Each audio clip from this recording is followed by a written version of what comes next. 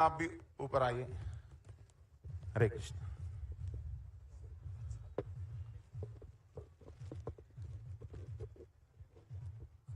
This is one.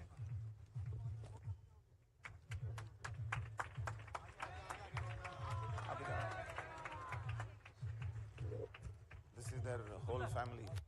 प्रभु आप ही लीजिए।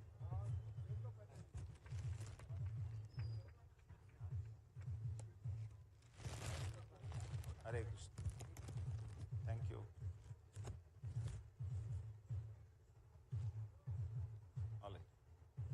Thank you Revanth. This is మన ముకుంద్ లాల్ శర్మ గారు. వీరు బేగం బజార్లో ఉంటారు. వీరు చాలా సేవ చేస్తూ ఉంటారు.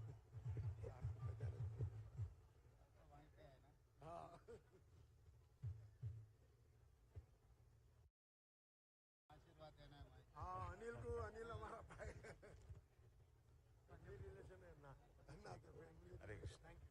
సో ఇప్పుడు ఒక థ్యాంక్ యూ మీ అందరికీ ఒక ముఖ్యమైనటువంటి విషయం చెప్పాలి. అదేమిటంటే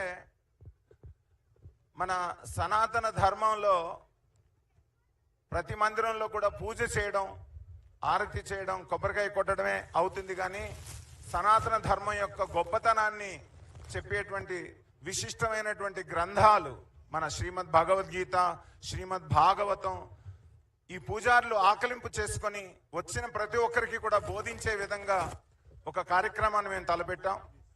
1008 భాగవతం సెట్లు మేము ఇక్కడ చిన్న పెద్ద మందిరాల్లో ఉండే ప్రతి ప్రధాన పూజారికి కూడా వారికి బహుమతిగా ఇచ్చి వారు వాటిని చదివి వచ్చిన వాళ్ళందరికీ కూడాను సనాతన ధర్మం గురించి బోధించే విధంగా మేము ఒక కార్యక్రమాన్ని తలపెట్టాం.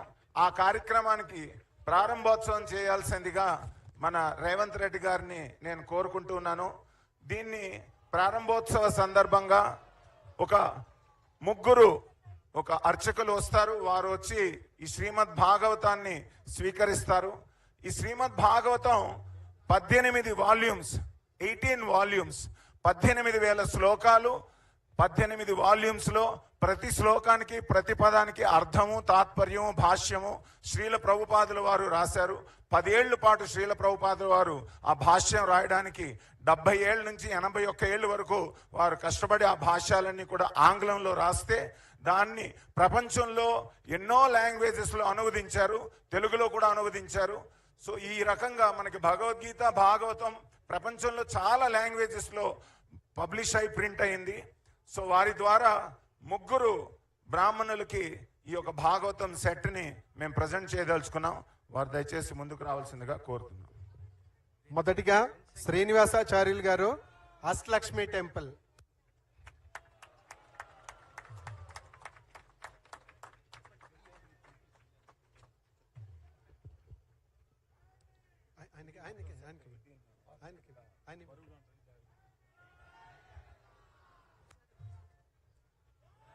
తర్వాత కృష్ణమాచార్యులు గారు, రామాలయం, నల్గొండ.